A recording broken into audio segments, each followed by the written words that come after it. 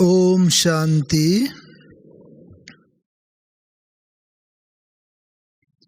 एक बार हम सब इस रीति से ओम शांति का उच्चारण करेंगे जैसा हम सब ने सुना है। ब्रह्मा बाबा के साथ साथ सभी ब्राह्मण वत्स ओम की ध्वनि किया करते थे। अंदर गहरी श्वास लेंगे और फिर उस श्वास को निकालते हुए ओम की ध्वनि करेंगे। फिर दूसरी गहरी श्वास अंदर लेंगे और उसे निकालते हुए शांति की ध्वनि करेंगे।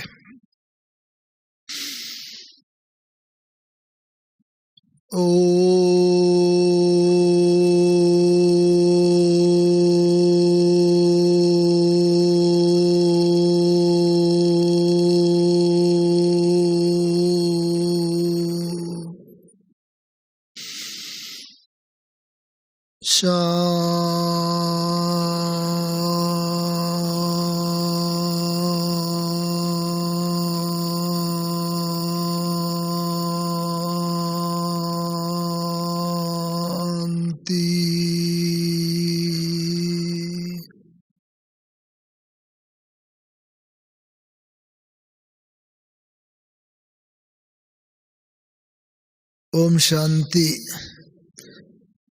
की इस ध्वनि के साथ साथ ही वास्तव में यज्ञ का इतिहास भी आ जाता है और साथ ही साथ ब्रह्मा बाबा की जीवन कहानी भी इसमें पूरी आ जाती है।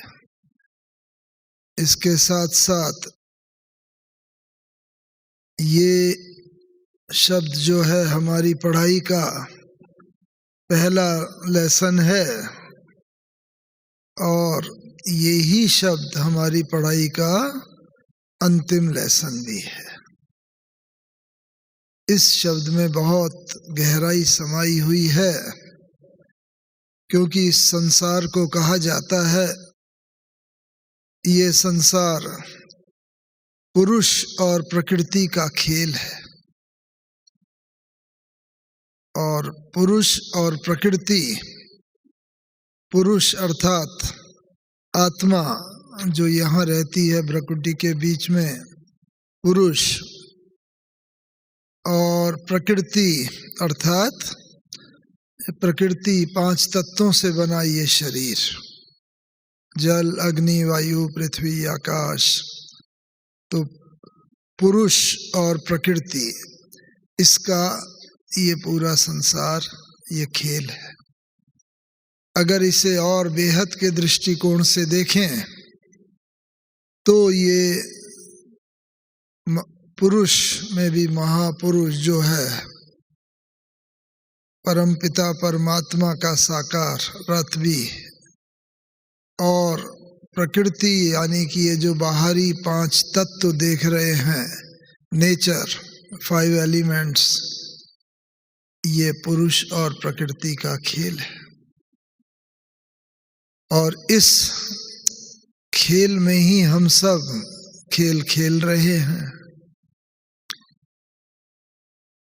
जब हम प्रजापिता ब्रह्मा बाबा की बात करते हैं तो वास्तव में अपने जीवन के बहुत थोड़े से काल में ही जैसे वह साधारण पुरुष से महान पुरुष, मानव से महामानव और फरिश्ता, और फिर फरिश्ता से अल्टीमेटली देवता स्वरूप की उन्होंने स्थिति को प्राप्त किया।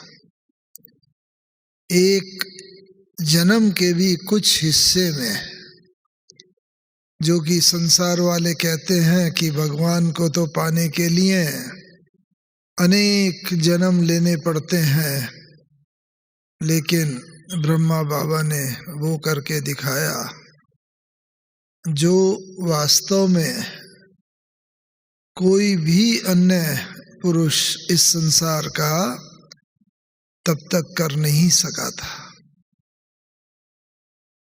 तो इसीलिए कहा गया है, ब्रह्मा बाबा को ये भी कहा जाता है ना, अलग अलग धर्मों में अलग अलग रीति से मानते हैं। तो एडम ईव कहते हैं ब्रह्मा सरस्वती को, अथवा आदम बीबी, या अनेक नामों से पुकारा जाता है। लेकिन ब्रह्मा बाबा के इस विशेष पुरुषार्थ को देख करके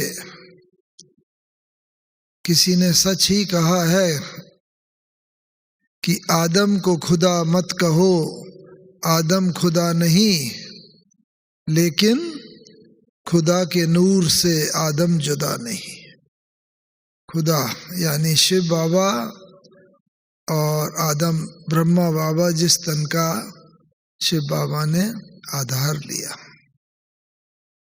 तो जब हम उनकी बात करते हैं तो कदाचित एक बार में ही कोई पूरा विश्वास न करे कि इतना भी कोई महान हस्ती, महान पुरुष हो सकता है जो ऐसा पुरुषार्थ करे। लेकिन हमें तो ये देखने का भी अपनी आँखों से सौभाग्य प्राप्त हुआ, ब्रह्मा बाबा के साथ भी रहने का, लगभग 6-7 वर्ष तक साथ में रहने का भी, उनकी काफ़ी एक्टिविटीज़ देखने का भी सौभाग्य मिला। और सबसे बड़ी बात तो ये है कि बाबा ने जब अंतिम कर्मातीत अवस्था को प्राप्त किया, जब बाबा अव्यक्त हुए, कौन सी तारीख को हुए थे? 18 जनवरी, कौन सा साल? 1969।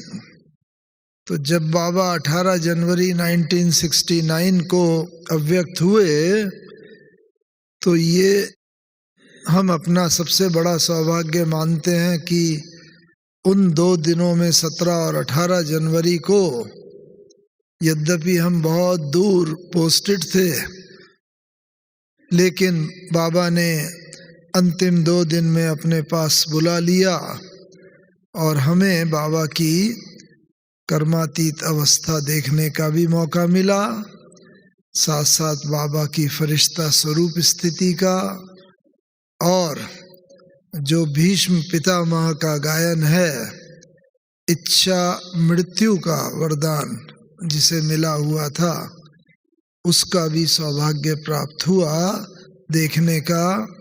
और वो ही कुछ चीज़ें हम आपके साथ आज शेयर करना चाहते हैं, क्योंकि हम सबको भी कर्मातीत तो बनना ही है, इस अवस्था को प्राप्त करना ही है। तो ये बात शुरू होती है वैसे 1962 से, जब हम ग्रेजुएशन कर रहे थे लखनऊ यूनिवर्सिटी में, और उस समय इस ज्ञान के संपर्क में आए। और तभी कुछ महीने बाद बाबा का कानपुर आना हुआ। लखनऊ से कानपुर तो सिर्फ 2 घंटे का रास्ता है। तो लखनऊ वालों ने प्लान बनाया, बाबा से वहाँ चल के बाबा की मुरली भी सुनेंगे और बाबा से मिलेंगे। हम सब लोग पहुँचे कानपुर बस करके। तो बाबा की मुरली तो पूरी हो गई थी और हमें कुछ लेट भी हो गया था पहुंचने में, क्योंकि ठंडी के दिन थे। और वहाँ पर पहुँचे तो बाबा मुरली चला चुके थे, लेकिन साथ में कुछ चिट चैट कर रहे थे।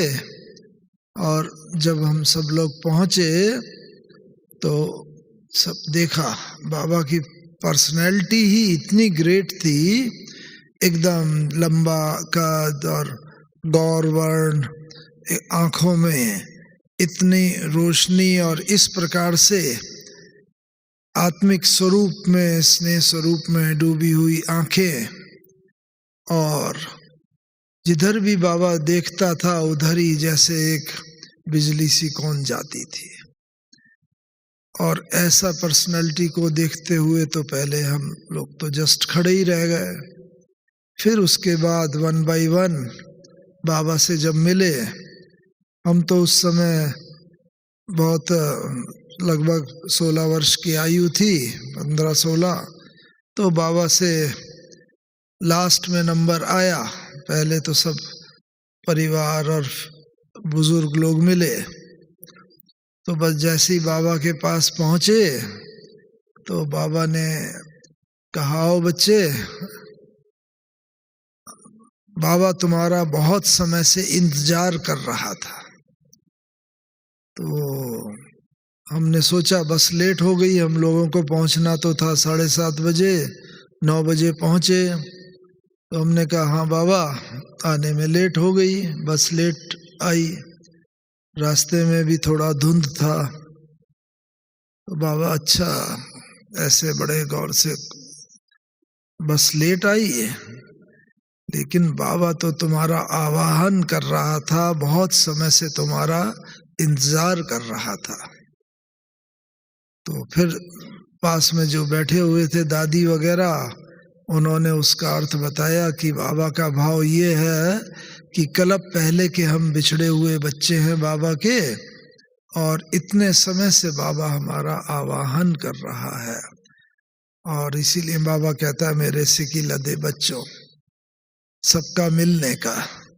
जब मिल लिए और हमारा टर्न आया तो बस बाबा से पहले मिलते थे, बाबा ऐसे हाथ फैला देते थे, आओ बच्चे आओ, स्वीट चिल्ड्रन, आओ मीठे बच्चे, आओ मेरे नूरे रतन, आओ सुदर्शन चक्रधारी बच्चे, ऐसे कह के बाबा बिल्कुल बाह फैला देता था और हम सब बाबा की बाह में एकदम खिंचते हुए चले जाते थे। लेकिन ब्यूटी क्या होती थी कि जैसे ही बाबा दृष्टि देता था, बाबा के संपर्क में आते थे, हम विदेही हो जाते थे, अशरीरी हो जाते थे, बिल्कुल ऐसा शरीर का भान ही नहीं रहता था। क्यों? हम सब ने भी सुना है, बाबा ने इतना अभ्यास किया था, भाई मैं आत्मा हूँ, जसोदा आत्मा है, निर्मला आत्मा है, सब लिख लिख करके पक्का हो गया था। बाबा जिसको भी दृष्टि देता था वो देह भान भूल करके आत्मिक स्वरूप में स्थित हो जाता था और आत्मा जैसे उड़ जाती थी। तो एक तो पहला हमें यही सबक, क्योंकि आज बाबा के जीवन से हम कुछ सबक भी साथ में सीखते चलते हैं, तो एक पहला सबक जो हम सबको सीखना है कि अगर हम दूसरे को भी आत्मिक स्थिति में स्थित करना चाहते हैं, जो बाबा आज चाहता है हम बच्चों से कि दुनिया ने सुना तो बहुत है, अब वो अनुभव करना चाहते हैं, तो इसीलिए वो अनुभव कराने के लिए पहली बात तो यह है कि हमें खुद आत्मिक स्वरूप की स्थिति का बहुत बहुत अभ्यास करना। जो सब बाबा ने कहा, लिख लिख के करा, बाबा ने चित्र बना करके करा, आदि आदि। तो क्या हम अपने से पूछें कि मैंने भी इतना अभ्यास किया है? जिसको भी हम दृष्टि दें, जिसके भी संपर्क में आए, वो आत्मिक स्वरूप में स्थित हो जाए, देह का भान एकदम भूल जाए। अधिकतर तो हम लोगों के दिल से निकलेगा, अभी तक तो इतने हद तक पुरुषार्थ नहीं किया है, बाकी है, लेकिन अब चूंकि अंत के भी अंत का समय है, इस पुरुषार्थ को में तेजी लानी है। दूसरा, उसके बाद बाबा जो है, बाबा ने पूछा क्या नाम है बच्चे, तो हमारा लौकिक नाम श्री होता है। तो मैंने बताया श्री मेरा नाम है और सरनेम सिंगल बताया। तो बाबा ने कहा क्या बोला बच्चे? तो 1-2 बार रिपीट किया थोड़ा तेजी से। तो बाबा में सबसे बड़ी ब्यूटी ये थी कि जो भी बाबा से मिलता था, हर एक ये समझता था कि जितना बाबा मुझे प्यार करता है उतना किसको भी नहीं करता। बच्चों के साथ बच्चे जैसा, युवानों के साथ युवा जैसा, बुजुर्गों के साथ बुजुर्ग जैसा। तो बाबा ने जब ये पूछा तो हमने बताया। तो क्या कहा बच्चे? श्री, ओ आओ दादी, आओ आओ आओ दीदी आओ। गंगे दादी थे, बड़ी दादी दादी प्रकाशमणि जी थे, आदि आदि सब। तो बाबा ने कहा आओ आओ आओ बच्ची, आज बाबा बताता है बाबा को एक बच्चा मिला है जो श्री है, श्रेष्ठ है, बाबा से भी ऊंच है। ऐसा कोई हो सकता है? कोई भी नहीं हो सकता। लेकिन बाबा का भाव क्या था कि बाबा हर बच्चे को उसके अनुकूल बुलाता था, जिससे कि वो बच्चा अपनी पुरानी बातों को भूल जाए, पुराने जन्म की बात को और नए जन्म की। तो बाबा ने कहा, उसका अर्थ बताया कि देखो बच्चे, अभी तो श्री बाबा भी अपने नाम के आगे नहीं लगा सकता। क्यों? क्योंकि श्री माने श्रेष्ठ, और देवताएं ही श्रेष्ठ होते हैं। अभी तो आत्मा भी अपवित्र है, बहुत जन्म लेते हुए आई, और शरीर भी अपवित्र है, विकारों से पैदा हुआ है सबका। इसलिए अभी तो श्री कोई कह नहीं सकते हैं किसी को। अब बाबा तुम्हारा नाम ये मोहन देता है, और तुम्हें श्री जैसा बनना है, श्रेष्ठ बनना है, यानी अपनी आत्मा को भी पवित्र करना है और शरीर को भी पवित्र करना है। तो देखो बाबा हर बच्चे को, ये एक शब्द में बाबा के गूढ़ रहस्य भरा होता था। किसी का नाम माया देवी होता था तो बाबा कहता था अभी माया का क्या काम बच्चे, अभी ये नाम तुम्हारा। ऐसे बाबा हर बच्चे को भाव ये होता था कि ये हमारा नया जन्म हुआ है। अब पुराने जन्म की, भले शरीर वही है, लेकिन पुराने जन्म की विस्मृति हो जाए, और नए जन्म में हम अपने को ऐसा महसूस करें कि मेरा नया ब्राह्मण जन्म हुआ है और मैं आत्मा बहुत महान हूँ। और बाबा जो चाहता है कि अब हमें अपने को आत्मा समझ, आत्मा और शरीर दोनों को पवित्र करना है। तो ये बाबा देखो कितना एक बच्चे से पहले क्षण से ही ऐसी स्थिति का अनुभव बाबा सबको कराते थे। फिर उसके बाद ज्ञान थोड़ा लेन देन वही हुई, और उसके बाद फिर सब लोग बाबा से अपनी अपने जगह मिलते रहे। जब तक बाबा रहे वहाँ पर कानपुर में, तो कई बार मिलना हुआ। इसके बाद हमने देखा कि बाबा जो है हर बच्चे की जन्म पत्री जानता था। बाबा हर एक से कहता था कि बच्चे अपने जन्म की कहानी लिख कर के दो, अगर कुछ विकर्म किए भी हैं तो वो तो आधे माफ हो जाएंगे, लेकिन एक सावधानी हमेशा के लिए जीवन में हो जाएगी। तो ये बाबा हर एक को इसलिए कहता था कि जिससे हर बच्चा अपने विकर्मों को भस्म करने का पुरुषार्थ शुरू कर दे। इसके बाद हम लोग चले गए। हमारा इंजीनियरिंग में एडमिशन हुआ था, वो रखा था, तो हमने बाबा के पास गए कि बाबा वहाँ एडमिशन हुआ है इंजीनियरिंग कॉलेज में, लेकिन बहुत लंबा 4 साल का कोर्स है, अभी तो वहाँ क्या करेंगे, हम पढ़ाई दूसरा कर लेते हैं MSc वगैरह, और जिससे जॉब में लग जाए, समय का मैं पहले से ही ये बात थी। तो हमसे पहले बाबा से मिलने 2 और कुमार गए हुए थे, तो उन कुमारों का भी यही प्रॉब्लम था पढ़ाई का, और भाई पढ़ाई करें ना करें। तो उनमें से एक ने पूछा था कि बाबा मैं आगे पढ़ाई करूं क्या? तो बाबा ने कहा नहीं, तुम अपना फैमिली बिजनेस है उसमें लग जाओ, लेकिन उनको ज्ञान दो। वो ज्ञान में नहीं थे पेरेंट्स। दूसरा गया, दूसरे ने पूछा तो बाबा ने कहा हाँ बच्चे तुम तो अब पढ़ाई छोड़ दो, बाबा की सेवा में लग जाओ और अपना भाग्य बनाओ।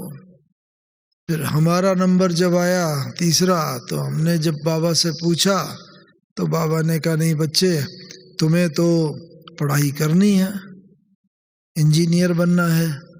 तो मैंने कहा बाबा ये तो डबल स्टैंडर्ड की बात हुई, उन दो को तो आपने बोला छोड़ दो, सेवा में लग जाओ, और मुझे आप बोल रहे हो कि तुम पढ़ाई करो और इंजीनियर बनना है, तुमसे बहुत सेवा लेनी है। तो बाबा ने कहा देखो बाबा हर बच्चे की जन्म पत्री जानता है, हर बच्चे का हिसाब किताब जानता है, इसीलिए उन बच्चों को उनके हिसाब से बाबा ने श्रीमत दी और तुम्हें तुम्हारे हिसाब से श्रीमत दे रहा है। तो तब तो हम इतना समझे नहीं, लेकिन थोड़े समय के बाद ही भाई ये बात विशेष समझ आई।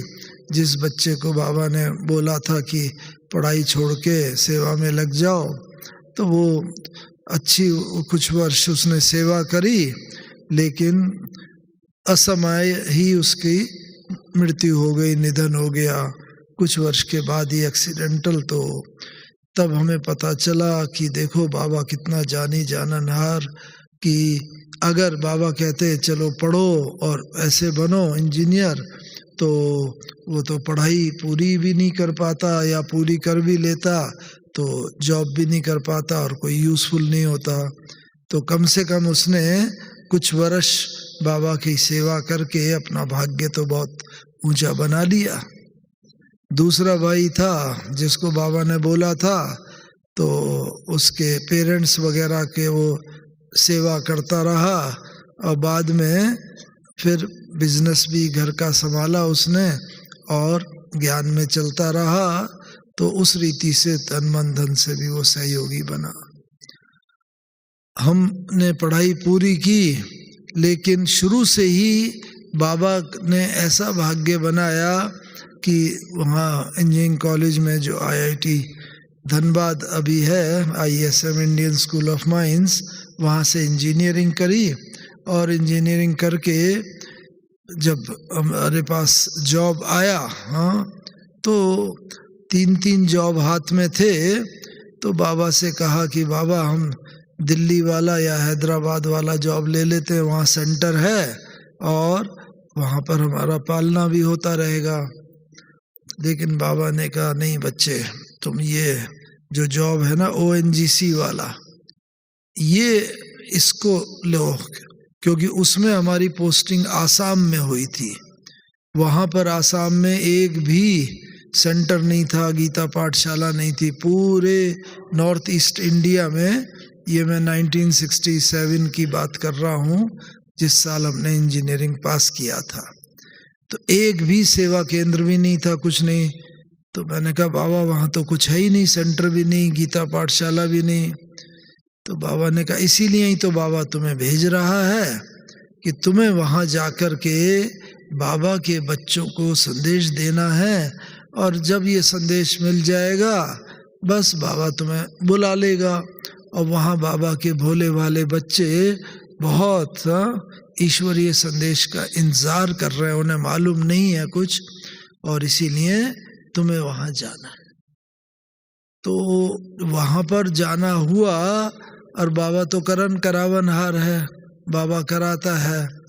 हमें कोई सेवा का विशेष अनुभव नहीं था कुछ भी, लेकिन बाबा ने कहा था बच्चे जाना, 4 चित्र खोल के बैठना, बस अपने आप सेवा होने लगेगी। और वहाँ पर गए, शिव सागर नाम का स्थान था, तो वहाँ लेक के पास कभी बैठ जाते थे, कभी बहुत बड़ा शिव मंदिर था उसके पास।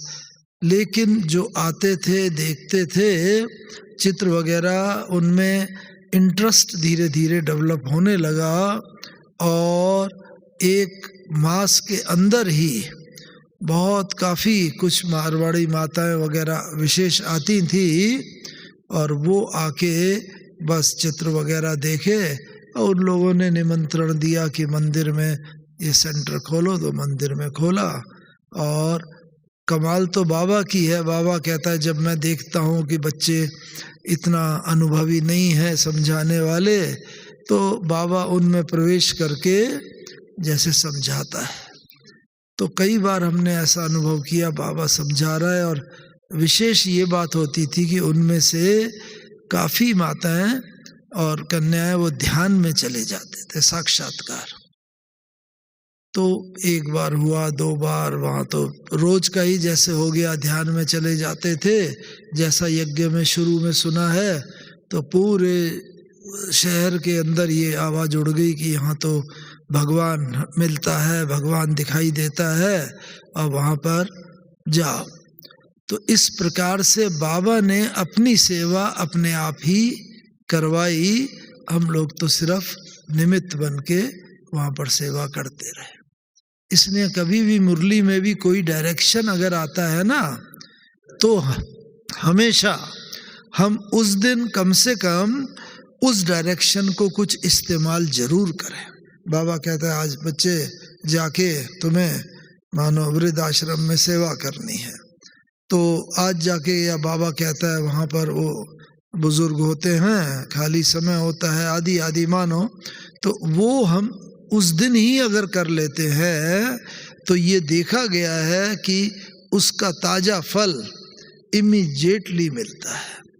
कोई ना कोई आत्माओं को तीर लगता है। तो रोज बाबा ज्ञान योग सेवा धारणा की बात बताता है और इस रीति से चलता है। और अगर हमें भी आगे बढ़ना है बहुत तेजी से, जो बाबा चाहता है, लास्ट सो फास्ट भी कई बार बच्चे आते हैं, कोई मुझे लास्ट सो फास्ट जाना है, तो मुरली ही हमारा सोर्स ऑफ हैप्पीनेस है, सोर्स ऑफ नॉलेज है। और मुरली को पढ़ें, अनुभव करें। एक बार तो सुनते होंगे क्लास में, 2 बार 3 बार पढ़ें, तब विशेष बात समझ आती है, और उसके बाद वो फिर आगे बढ़ते हैं। तो ये मैं बता रहा था कि 4 साल जब तक वहाँ रहे, कई बार बाबा के पास आना हुआ, और बाबा पूछते थे, हाँ बच्चे क्या सेवा चल रही है, बताते थे, और बाबा उसका उत्तर देता था। अब मैं सीधा उधर अंत समय की तरफ आना चाहता हूँ। इन 4 साल में कई बार हुआ, तो जब मैं आसाम गया और वहाँ बहुत बाबा ने ऐसी सेवा कराई, करन करावनहार तो बाबा ही है, हम बच्चों में तो कोई सामर्थ्य उतनी है नहीं कुछ भी। तो बाबा जब कराता था, फिर हमें बाबा का पत्र प्राप्त हुआ, हमें जाना था देहरादून, और वो वहाँ से पत्र आया था कि यहाँ म्यूज़ियम बनने वाला है, आप आओ और यहाँ पर हमें गाइड करें। तो हमने बाबा को लिखा, तो बाबा ने जैसे डायरेक्शन दिया, बच्चे ज़रूर वहाँ जाओ और वो करो, लेकिन मधुबन आओ और मधुबन में बाबा से मिलो। तो हम अपने लौकिक पिताजी के साथ मधुबन 17 जनवरी की सुबह पहुंच गए। 1969 की बात है, 17 जनवरी की सुबह, और 17 और 18 जनवरी को बाबा की अंतिम अवस्था देखने का मौका मिला, कर्मातीत अवस्था का। तो हमेशा तो जब भी हम लोग मिलते थे, बाबा हालचाल पूछता था, प्रश्न पूछता था, समाधान दे देता था।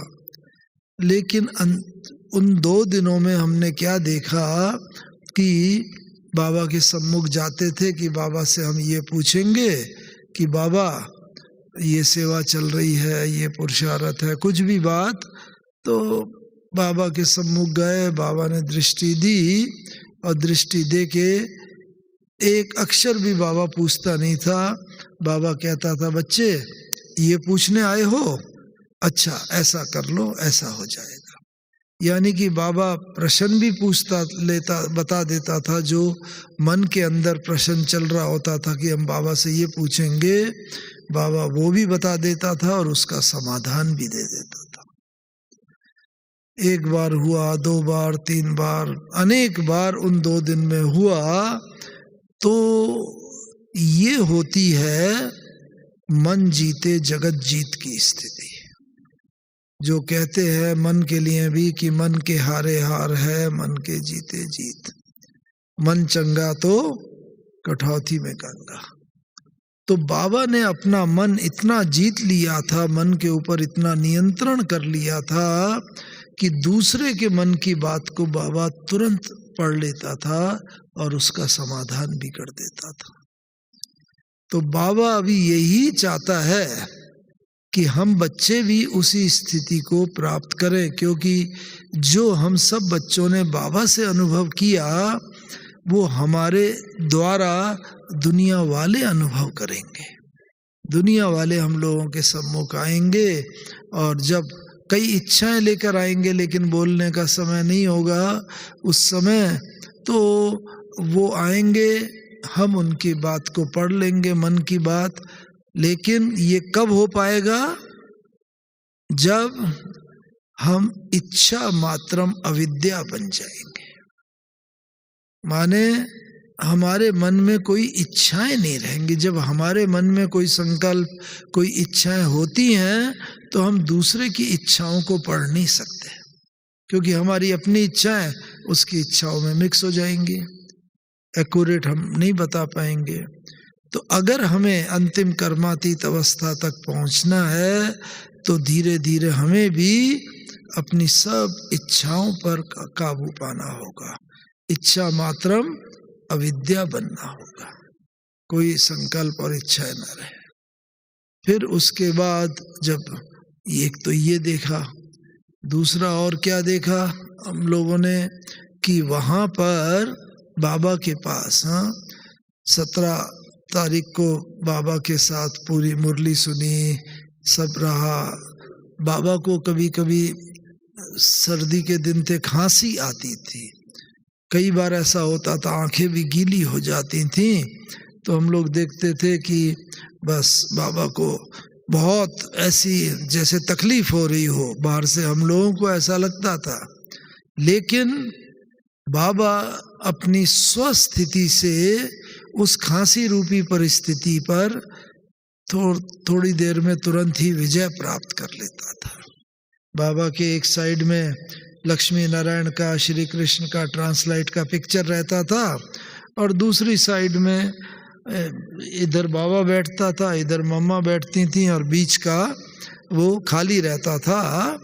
और बाबा जब भी ऐसी बात होती थी, बच्चे देखो अभी तो पुराने तत्व हैं, पुराना शरीर है, खांसी आती है, तकलीफ होती है शरीर के अंदर ना, हिसाब किताब पुराने हैं, कर्म भोग हैं, चुकतू हो रहे हैं, लेकिन कल बाबा जाके ऐसा विष्णु कृष्ण बनेगा, कल कितना नई दुनिया होगी, नए तत्व होंगे, नया शरीर होगा, कितनी सुखमय दुनिया होगी। बस बाबा थोड़ा वर्णन करते करते ही उस स्थिति में स्थित हो जाता था, स्वस्थिति में, और खांसी रूपी परिस्थिति एकदम दब जाती थी और फिर बाबा मुरली उसी फोर्स में चलाने लगता था। तो इससे हमें ये सीखना है, हमारे सामने भी कभी भी कोई परिस्थिति आए, हमें उस परिस्थिति से हारना नहीं है, उस परिस्थिति के ऊपर विजय प्राप्त करनी है। और जितना परिस्थिति पर हम विजय प्राप्त करते चलेंगे उतना हम कर्मातीत अवस्था के और निकट पहुंचते जाएंगे। और जब ऐसी स्थिति होगी तो बस अंतमति सोगति हो जाएगी, जो बाबा चाहता है। हमने देखा 18 जनवरी की सुबह बाबा आए क्लास में मुरली नहीं चलाई, उस दिन बाबा ने योग ही कराया। उसके बाद अब अंतिम समय में होता क्या है यूजुअली कि ऐसा भक्ति मार्ग में भी कहते हैं कि अंत समय में ना परिस्थितियां, उस समय व्यक्ति को कि अपनी जीवन कहानी की रील सामने घूम जाती है, जैसे जीवन में जो किया है, और अंतमति सो गति, जैसा अंत में उसकी मति होती है वैसी उसकी गति होती है। इसीलिए बाबा हमेशा कहता है कि अंतमते सो गति, अगर करनी है सदगति करनी है तो अंत समय कोई भी याद ना आए, न कोई व्यक्ति, न वस्तु, न कोई वैभव, न पदार्थ, कोई भी याद ना आए, बस मैं और मेरा बाबा, यही स्थिति होनी चाहिए। तो बाबा को हमने देखा, और ये कब होगा? जब हमने समेटा हुआ होगा। अगर चारों तरफ बिजनेस फैला हुआ होगा, परिवार का फैला होगा, कोई ना कोई काम धंधे की बातें होंगी, बच्चे होते उनकी तरफ बुद्धि होगी, तो अंत समय वो याद आएंगे। तब हम भगवान को याद भी करना चाहेंगे तो वो याद नहीं आएंगे, क्योंकि बुद्धि में जो बैठा हुआ है वही तो याद आएगा। इसीलिए बाबा ने 2-3 साल पहले से काफी समेटना शुरू कर दिया था। बाबा बहुत अंतर्मुखी हो गए, गंभीर हो गए, कम बात करते थे। और साथ में ये हमने देखा कि बाबा जो है ना, कोई बची हुई 1-2-3 काम रह गए थे तो बाबा ने उस 1-2 दिन में निपटा दिए, क्योंकि बाबा को आभास हो गया था भीष्म पितामह जैसी आत्मा, महान आत्मा, तो ये आभास हो गया था कि बस आज मेरा ये अंतिम दिन है बाबा को। तो इसीलिए बाबा ने सारे पत्रों के उत्तर दे दिए। ईशु दादी को बोला कि आज जितने भी पत्रों के उत्तर लिखाने हो लिखा दो। सब पत्रों के उत्तर लिख दिए बाबा ने। उसके बाद बाबा ने नक्की लेक के पास जो हमारा म्यूजियम है बिल्डिंग, तब उस समय वहाँ प्रदर्शनी करी थी, लेकिन वो बिल्डिंग किराए पर ली थी। तो सब बच्चों का विचार था कि इस बिल्डिंग को ले लिया जाए, लेकिन उस समय हमारे पास इतने साधन धन नहीं था। लेकिन बाबा ने अंतिम दिन ही उस फाइल पर हस्ताक्षर किए कि इसको बिल्डिंग को ले करके यहाँ पर सेवा का स्थान बनाया जाए। और रोज रात को क्लास 9 बजे होती है, लेकिन उस दिन बाबा ने ये अनाउंस करा कि आज बाबा 7 बजे क्लास कराएगा और सब लोग अपना भोजन करके आए क्लास में। ये 18 तारीख की बात है।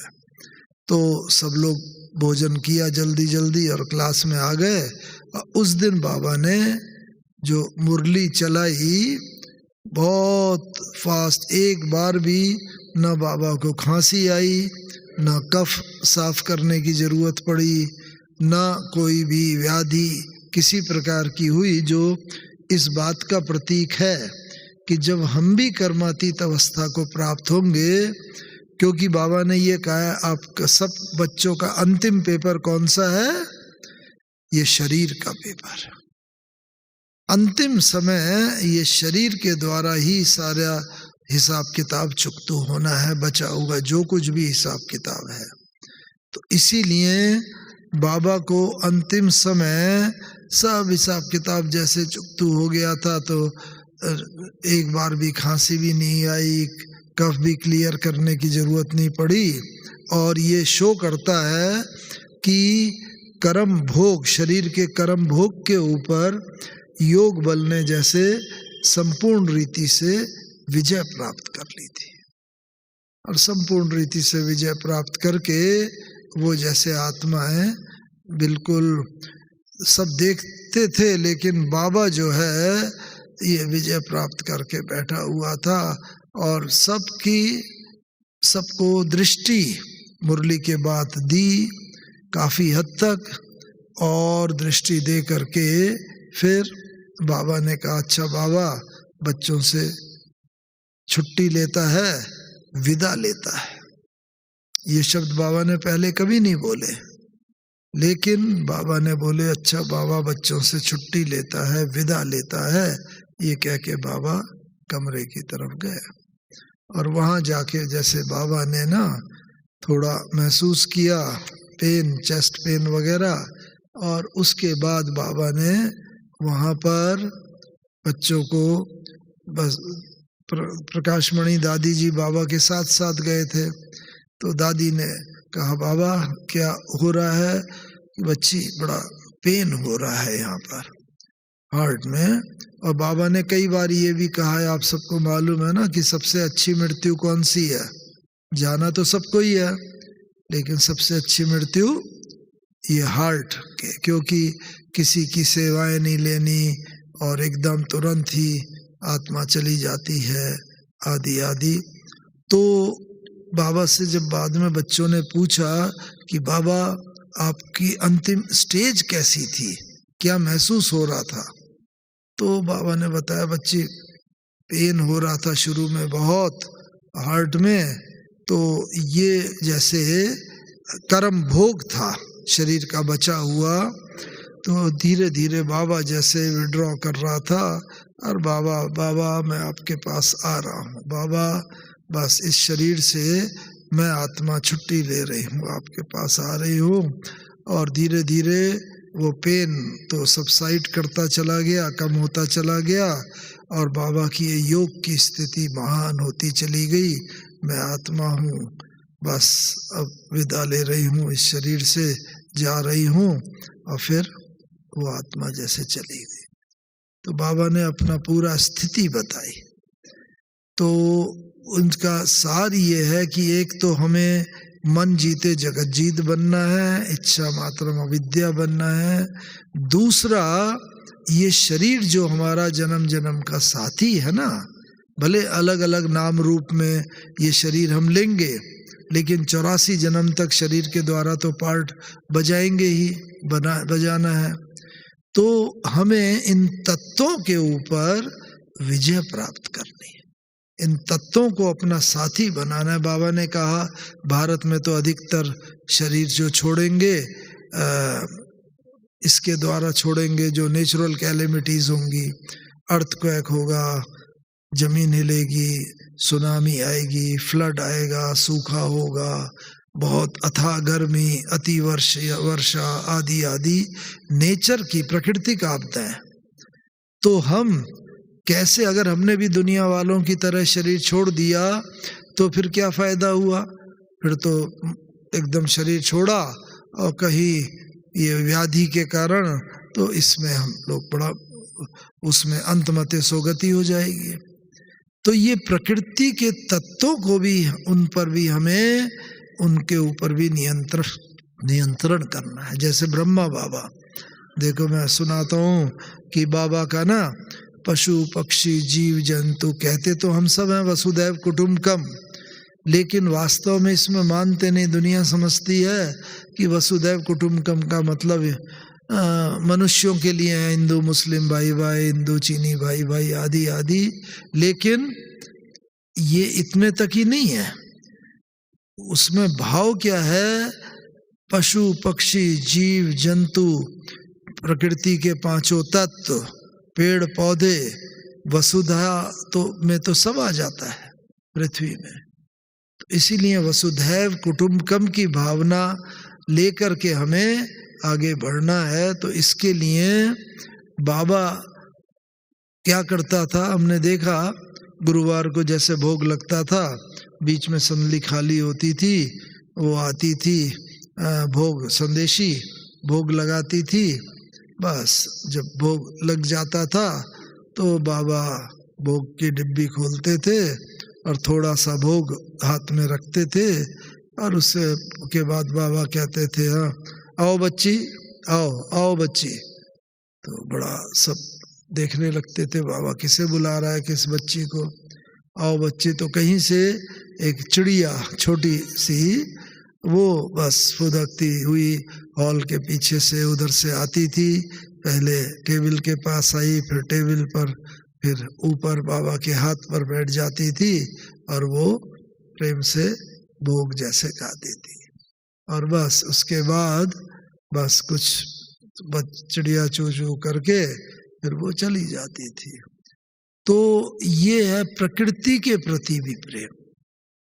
ये तो आप कहेंगे चिड़िया तो भाई चलो बड़ा सहज प्राणी है, कोई नॉन वायलेंट है, इससे तो कोई नुकसान नहीं। लेकिन एक बार वहीं पर जहाँ भी डिस्पेंसरी है उधर सांप निकला था, तो बाबा उधर से किचन की तरफ से चक्कर लगा के आ रहे थे, तो इधर भीड़ देखी, तो बाबा ने पूछा क्या है बच्ची, कि बाबा आप इधर पास में नहीं आओ, यह सांप है। एक भाई ने डंडे से उसके सिर पर, फन पर ना वो रखा हुआ था डंडा, और वो बड़ा तेज फुंकार रहा था, पूरा हिल रहा था एकदम। तो बाबा ने कहा, अरे रे बच्चे, इसने क्या बिगाड़ा है, इसको मारो नहीं। बाबा ये तो फिर काट लेगा किसी को। कि नहीं नहीं बच्चे, बर्तन लाओ, हांडी लाओ कोई, वो लाया गया बर्तन। एक भाई को बाबा ने कहा कि बच्चे इसको पीछे से पकड़ो, और पहले वो बहुत बहुत वायलेंट जैसा हो रहा था, लेकिन बाबा जब से आए और बाबा ने थोड़ा देखा उधर, उसको भी जैसे दृष्टि दी, एकदम शांत हो गया। नहीं तो वो भाई थोड़ा हिचकिचा रहा था, उसे पकड़ने में अनुभव नहीं था, तो उसने धीरे से पकड़ा, तभी भी वो बिल्कुल शांत रहा। उसके बाद हांडी में डाला, ऊपर से कपड़ा बांधा और जंगल में छोड़ा है। तो हर एक के लिए बाबा रियल सेंस में वसुधैव कुटुंबकम की उसकी भासना होती थी हर एक के मन लिए। फिर ये घटनाएं तो बहुत है, कहाँ तक सुना है, लेकिन मैं अंतिम समय की बात कर रहा था कि अंतिम समय में जब बाबा ने शरीर छोड़ा, तो 18 जनवरी की रात को बाबा ने शरीर छोड़ा। 18 का रात भर रखा रहा शरीर, 19 का सारा दिन, 19 की रात को, 20 का सारा दिन, 20 की रात को, और 21 को दोपहर बाद संस्कार किया गया। क्योंकि बड़ी दीदी, मनमोहनी दीदी, जो हमेशा यहाँ रहती थी, उन दिनों टूर पर गई हुई थी, तो उनको इन्फॉर्मेशन दी, तो वो आए। जब तक वो पहुँचे तब तक तो शरीर रखना था। सब बच्चों के भी टेलीग्राम, लेटर, फ़ोन आ रहे थे कि बाबा का शरीर रखो, हम आ रहे हैं। तो इस वजह से 18 को बाबा ने शरीर छोड़ा, लेकिन 21 तारीख तक रखा रहा। लेकिन ब्यूटी यही थी कि वो शरीर बिल्कुल वैसा ही चमकता रहा, ना काला पड़ा, ना कोई उसमें दुर्गंध आई, कोई उसमें इंजेक्शन नहीं दिया गया था, कुछ भी नहीं। क्योंकि हमारी तो ये आंखों के सामने का देखें, हम तो 17 तारीख को आ गए थे और हमने देखा तो बिल्कुल शरीर वैसे ही चमकता हुआ शरीर, और लगता था जैसे बाबा भी उठेगा और कहेगा आओ बच्चे आओ मेरे पास। तो ये है प्रकृति पर जीत का प्रतीक। तो हमें केवल मन पर ही जीत नहीं पानी, बल्कि प्रकृति पर भी जीत पानी है, इन 5 तत्वों पर। जब इन 5 तत्वों को अपना मित्र बना लेंगे तो फिर ये हमारे अंत समय बहुत सहयोग करेंगे। कैसे बनाएंगे मित्र? ये 5 तत्व है ना, इन तत्वों के साथ हम अपने संस्कार मिला लें, गुणों को मिला लें। क्योंकि जिनमें सेम संस्कार होते हैं उनमें आपस में मित्रता होती है। तो मानो हमें पानी जल के साथ, आप सब लोग महाराष्ट्र से आए हो ना, जल से आप लोगों का काफ़ी कनेक्शन है। तो बाबा ने उसमें बताया हुआ है क्या कि बहुत अंत समय सुनामी आएंगी, फ्लड आएगा, अभी भी बरसात आती है, कितना हाहाकार मच जाता है थोड़े समय के लिए, लेकिन अंत समय में तो ऐसी परिस्थिति होगी। लेकिन अगर हम जल तत्व की उससे बचना चाहते हैं, भयंकरता से, तो क्या करना होगा? हमें जल के संस्कार धारण करने होंगे, जल को अपना मित्र बनाना होगा। तो जल को मित्र कैसे बनाएंगे? जल में कौन से गुण होते हैं भाई? शीतलता भी होती है जल में, कई प्रकार के गुण, लेकिन सबसे बड़ा गुण है एडजस्टमेंट का। गिलास में लोगे, गिलास में एडजस्ट हो जाएगा, कटोरी में लोगे, कटोरी में एडजस्ट हो जाएगा, थाली में होगा थाली, चम्मच में लो चम्मच, एडजस्टमेंट का गुण है। ऐसे ही हम भी अपने जीवन में हर एक के साथ एडजस्ट होकर के चल सके। ऐसा ना हो कि भाई इनके साथ एडजस्ट होना बड़ा मुश्किल है, इनके साथ आसान है, तो ये मैं नहीं चल सकते या चल सकता नहीं। हर एक के साथ एडजस्ट होके अगर चलेंगे, इसका मतलब जल का गुण हमने धारण कर लिया, जल से मित्रता हो गई, तो जल कभी भी हमारी मृत्यु का कारण, व्याधि का कारण, कठिनाई का कारण, कष्ट का कारण नहीं बन सकता। क्यों? क्योंकि मित्र हमेशा मित्र की समय पर रक्षा करता है, पहले से ही सिग्नल मिल जाएगा। इसीलिए बाबा कहता है अपनी बुद्धि की लाइन क्लीन और क्लियर रखने की अभी जरूरत है, इस शक्ति की बहुत आवश्यकता है। तो बाबा ऊपर से सिग्नल देगा और हमारे पैर ऑटोमेटिकली उधर बढ़ेंगे जहां पर सेफ्टी होगी। सोचना नहीं पड़ेगा ये करूं या ये करूं, इधर से जाऊं या ऐसे जाऊं, नहीं, बस ऑटोमेटिकली, क्योंकि बाबा ने कहा मैं बच्चों की रक्षा के लिए बंधा हुआ। तो जल में और भी गुण होते हैं, सदा आगे बढ़ता रहता है, लेकिन कभी रुक जाता है तो उसमें बदबू और गंध आती है। तो हमें देखना है कि हम कहीं पुरुषार्थ में चलते चलते रुके नहीं, आगे बढ़ते रहे। फिर उसके बाद बाबा ने बताया है कि बहुत है, आप निकालना, मैं तो सिर्फ एक एक गुण का करता हूँ। ऐसी धरती कंप भी सब जगह आना है। तो धरती में कौन सा विशेष गुण होता है जो हमें मित्र बनाने की जरूरत है? सहनशीलता ये भी है वास्तव में, लेकिन सबसे बड़ा गुण है दातापन का। धरती देती है, धरती से ही जल मिलता है, अनाज मिलता है, फल मिलता है, फ्रूट मिलता है, पेट्रोल मिलता है, सब चीज धरती से मिलती है। धरती दाता है। ऐसे मैं भी दाता बन जाऊं, कोई भी मेरे सम्मुख आए बिना लिए हुए ना जाए, खाली हाथ ना जाए।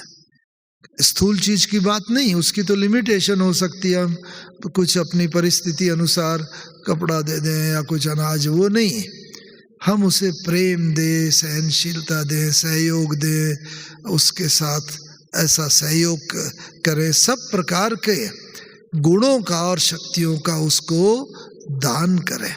उसको सहयोग करेंगे तो क्या होगा कि वो हमारा मित्र बन जाएगा धरती, क्योंकि ये धरती के दातापन के गुण है, और हम भी दाता बन के धरती की तरह देते चलेंगे। तो क्या होगा, धरती में जितने भी अर्थक्वेक आएंगे, भूचाल होगा, कुछ होगा, धरती हमारी मृत्यु का कारण नहीं बन सकती। हमने खुद अपने आंखों से देखा है कितनी जगह कि धरती में ऐसे ऐसे भूचाल आया। उस वक़्त का भी वर्णन हम करते हैं, वहाँ से पत्र आते थे, जो महाराष्ट्र में भी पहले बहुत ही आया था, भूकंप वगैरह। तो इस तरह, लेकिन अगर हम ऐसे रहेंगे तो बिल्कुल कभी भी धरती हमारे दुख का कारण नहीं बन सकती। तो बाबा ने इन पांचों तत्वों के ऊपर, वायु की तरह हम सदा हल्के रहें, ब्रह्मा बाबा कभी भारी ना हो।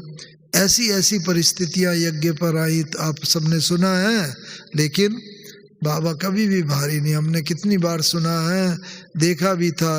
एक बार कलकत्ते में हमारा मेला हो रहा था, आग लगा दी।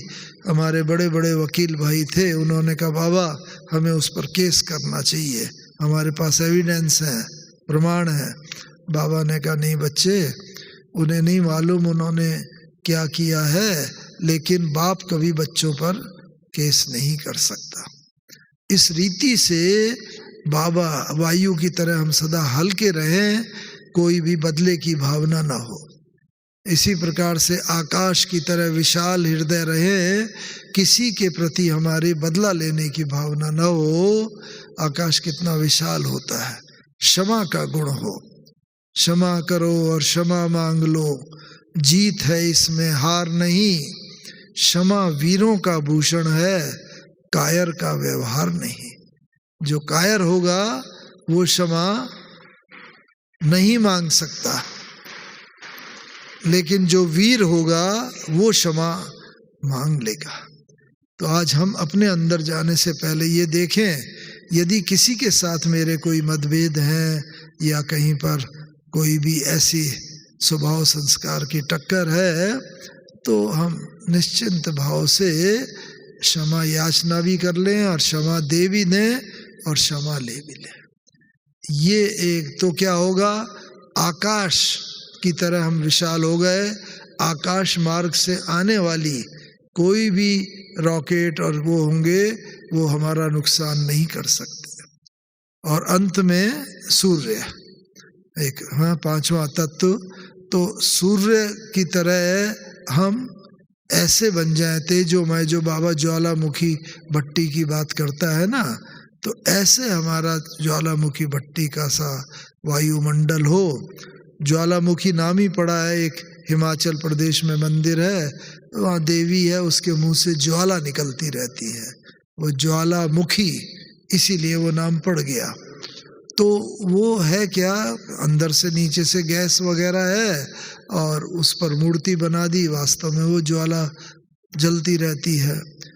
तो अभी आवश्यकता ये है हमें भी सबको ज्वालामुखी योग करके सूर्य की तरह इतना तेजोमय बनना है कि जो भी हमारे सम्मुख आए वो आए, हम उसके दिल के भाव पढ़ सके और उस आत्मा को, उसके मन की इच्छा को पूर्ण कर सके। तो बाबा ने के शरीर में, हाँ अच्छा, तो ये घड़ी है। तो इसके अंदर हम ये ऐसा करें कि हमें ये देखना है सूर्य की तरह हम वो तेजोमय बन जाए। तेजोमय का मतलब कंटिन्यूटी, जो बाबा चाहता है। तो बाबा के अंतिम शरीर में भी हमने 18, 19, 20 और 21 को जब अग्नि संस्कार बाबा का किया गया, देखा कि बाबा के अंदर ये जो गुण थे ये प्रत्यक्ष जैसे देखने में आते थे। तो यदि हमें भी कर्मातीत बनना है और तो हमें भी मन के साथ साथ प्रकृति जीत भी बनना पड़ेगा, जैसे प्रकृति जीत हमारी। इनको बाबा ने कहा था, हाँ, दादी जानकी को, कि ये प्रकृति जीत आत्मा है। कई बार उनकी तबीयत बहुत खराब हो गई थी। एक बार तो सब बता रहे थे, दादी और निर्वैर भाई, कि भाई दादी की तबीयत बहुत खराब है बाबा, डॉक्टरों ने भी जवाब दे दिया है। ये 1999 दिसंबर की बात है। तो बाबा ने कहा, नहीं बच्ची, उसे कुछ नहीं होगा, वो प्रकृति जीत आत्मा है। तो उनसे कई बार पूछा तो प्रकृति की ये बात उन्होंने जो बताई, तो हम सब लोग भी यही नियम बना लें कि योग के साथ साथ हम प्रकृति को भी दान दें और इस प्रकार से प्रकृति जीत बन करके हम लोग भी विजय प्राप्त करें। ओम शांति, ओम शांति।